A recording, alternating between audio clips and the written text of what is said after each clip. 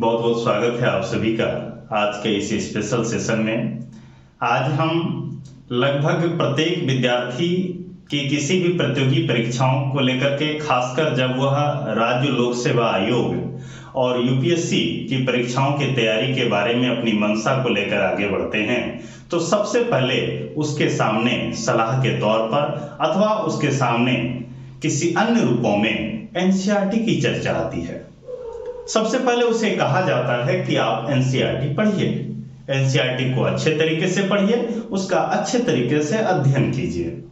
आज हम जब चारों ओर एनसीईआरटी की चर्चा सुनते हैं तो हमें इस बात को लेकर समझने की आवश्यकता है कि दरअसल एनसीईआरटी को हमें क्यों पढ़ना चाहिए, कैसे पढ़ना चाहिए, इसके क्या फायदे हैं, किस तरीके से हमें इसका अध्ययन करना चाहिए। ऐसे ही कुछ कुछ पहलू हैं।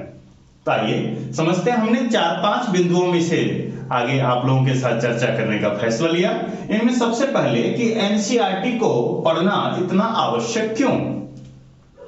बहुत महत्वपूर्ण बात है कि जब हम इस तरह की परीक्षाओं की तैयारी की शुरुआत करते हैं तो हमारे सामने एनसीईआरटी की पढ़ने को लेकर के ही चर्चा आती है। सबसे पहले तो यह जानना जरूरी था कि इतना आवश्यक क्यों। आवश्यक इसलिए क्योंकि अगर हमारा एकेडमिक स्टडी यानी कि हमारी पढ़ाई लिखाई जो अगर विद्यालय आधारित जो हमारी पढ़ाई है, अगर वह किसी कारण से जाने अनजाने में ठीक से नहीं हो पाई है तो हमारे लिए यह अध्ययन बहुत महत्वपूर्ण है। यानी कि यूं कहें कि जाने अनजाने में अगर हमने एकेडमिक स्तर पर अपने अध्ययन को ठीक से नहीं कर पाए हैं तो एनसीईआरटी एक ऐसा माध्यम है जो हमें एक बार फिर से उस अध्ययन को मजबूत करने का अवसर प्रदान करता है। यानी कि एकेडमिक भूल चूक को हम यहाँ पर एक बार फिर से बेहतर कर पाते हैं। दूसरी ओर हम सभी जानते हैं इस बात को कि जब तक हमारा एकेडमिक फाउंडेशन बेहतर नहीं होगा तो हम आगे की बातों को अच्छे तरीके से नहीं समझ पाएंगे। इसलिए एनसीईआरटी को की आवश्यकता के बेसिक पहलू जो है वह यह है कि हमारे एकेडमिक फाउंडेशन इसके माध्यम से मजबूत होते हैं और इस एकेडमिक फाउंडेशन के माध्यम से हम इसके और भी दूसरे फायदों को लेकर आगे बढ़ते हैं। जैसे कि एनसीईआरटी पढ़ने से हमें कई सारे विषयों को लेकर के स्पष्ट ज्ञान होता है। उस स्पष्ट ज्ञान के साथ साथ हमें कई प्रकार की भाषाओं का ज्ञान होता है और हमें और हमारी स्टडी जो होती है वो बहुत ही व्यवहारिक रूप से होती है, जिससे हमारी वह स्टडी यानी कि पढ़ी गई चीजें हमारे स्मरण में अधिक समय तक रहता है। यानी कि यूं कहें कि एनसीईआरटी की पुस्तकें बहुत ही संशोधित, वैज्ञानिक व प्रमाणित पुस्तकें होती है, जिससे कि हम एक बार फिर से हुए भूल का जब हम अध्ययन करते हैं तो हम अपने एकेडमिक फाउंडेशन को मजबूत कर लेते हैं। इसलिए एनसीईआरटी पढ़ना आवश्यक है। दूसरा, एनसीईआरटी में हमें कौन सा सब्जेक्ट्स को किस क्लास यानी कक्षा तक पढ़ना चाहिए। आमतौर पर विद्यार्थी को सलाह दी जाती है या एस्पिरेंट्स को सलाह दी जाती है कि कक्षा 6 से लेकर के कक्षा 12 तक आप पढ़ लीजिए, लेकिन ऐसा नहीं है।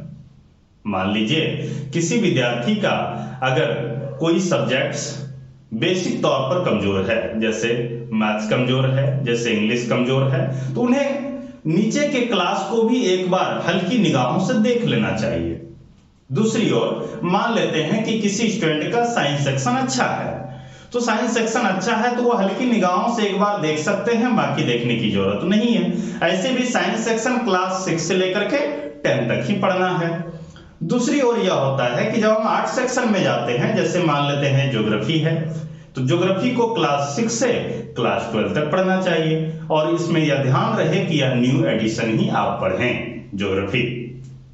दूसरी ओर जब हम हिस्ट्री की बात करते हैं तो हिस्ट्री में हमें इस बात का विशेष रूप से ध्यान रखना चाहिए कि हिस्ट्री में कक्षा 6 से लेकर के 12 तक हम अच्छे से अध्ययन करें और यह ध्यान रहे कि यह 2007 के पूर्व का एडिशन होना चाहिए, यानी कि ओल्ड हिस्ट्री होनी चाहिए। तो हमें हिस्ट्री पढ़ना है कक्षा 6 से लेकर के कक्षा 12 तक, जो 2007 के एडिशन का पूर्व का होना चाहिए। ज्योग्राफी पढ़ना है कक्षा 6 से लेके कक्षा 12 तक, जो बिल्कुल अद्यतन होनी चाहिए, न्यू एडिशन होनी चाहिए। इसके अलावा साइंस सेक्शन कक्षा 6 से लेकर के 10 तक पढ़ना है। अगर हमारी साइंस सेक्शन या इस तरह का कंटेंट पहले से मजबूत है तो हम सरसरी निगाहों से देख सकते हैं। दूसरी ओर जैसे पॉलिटी है या अन्य सोशल जो सब्जेक्ट्स हैं, उन सब्जेक्ट्स के ऊपर भी हम बेसिक तौर पर अध्ययन को आगे बढ़ा सकते हैं, जो कि कक्षा 6 के बाद अन्य विषयों के साथ हमें देखते जाना है। इसके अलावा इकोनॉमिक्स सेक्शन है। अगर वह इकोनॉमिक्स ऑप्शनल की तैयारी करना चाहते हैं तब ऐसे विद्यार्थी के लिए एनसीईआरटी का जो इकोनॉमिक्स खंड है उसे पढ़ना चाहिए 11-12 तक भी, यानी कि 9th क्लास से लेकर के। लेकिन अगर किसी विद्यार्थी को ऑप्शनल सब्जेक्ट के तौर पर इकोनॉमिक्स नहीं रखना है तो वैसे में कक्षा 9 और 10 का अध्ययन ही आपके लिए पर्याप्त है। आप 11 और 12 की कक्षा में जाकर के अपना समय अथवा अपनी मानसिक कसरत को ज्यादा ना बढ़ाएं, उससे कोई फायदे नहीं है। उसके अलावे उसके जगह पर आप बाहर के बुक को पढ़ सकते हैं, जैसे रमेश सिंह की बुक आती है इंडियन इकोनॉमी के ऊपर। उसी प्रकार आप चाहें तो पॉलिटी की सरसरी निगाहों से एनसीईआरटी देखने के बाद आप लक्ष्मीकांत के बुक को अपने स्टडी का प्रमुखता से आधार बना सकते हैं। एनसीईआरटी का अर्थ यह कदापि नहीं होता है कि एनसीईआरटी को पूरी तरीके से पढ़ना है और हर सब्जेक्ट को पढ़ना है। आगे है एनसीईआरटी हमें कैसे पढ़ना चाहिए। तो पढ़ने के लिए सबसे पहले एनसीईआरटी को शुरू करने से पूर्व हमें इसके प्रश्नों पर जाना चाहिए। प्रश्नों पर जाने के बाद हमें प्रश्न पढ़ना चाहिए और प्रश्न को पढ़ने के बाद हमें चैप्टर पर आना चाहिए। चैप्टर पढ़ने के बाद पुनः हमें प्रश्न को पढ़ना चाहिए, पुनः हमें चैप्टर को पढ़ना चाहिए। इसके बाद फिर हमें अपने पास एक कॉपी और पेन के साथ हमें स्टडी करनी चाहिए और फिर हमें इस बात का ध्यान रखना चाहिए कि हमें एनसीईआरटी का नोट्स कैसे बनाना है। एनसीईआरटी का नोट्स बनाने के लिए आपके सामने 2 से 3 फॉर्मेट हो सकते हैं। एक फॉर्मेट हो सकते हैं कि आप प्रश्न उत्तर पर आधारित एनसीईआरटी का नोट्स बनाएं। दूसरा फॉर्मेट हो सकता है कि आप उसको समरीवाइज करके पूरी तरीके से एक नोट्स तैयार कर सकते हैं, यानी कि शॉर्ट नोट्स तैयार कर सकते हैं।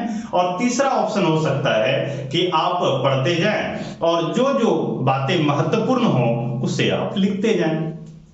तो महत्वपूर्ण बातें क्या होती है? महत्वपूर्ण बातें वह होती है जो हमारे लिए बिल्कुल नया होता है। चूंकि हम लोग बचपन से पढ़ते हुए आ रहे होते हैं, अगर एनसीईआरटी सब्जेक्ट भी है तो वो बिल्कुल हमारे लिए नया नहीं होता है। फिर भी अगर हमारे लिए नया होता है तो हमें इस बात का ध्यान रखना है कि जो बिल्कुल नया है अथवा जिसे हम भूल सकते हैं उसे हम महत्वपूर्ण समझते हुए अपने नोट्स में शामिल करें।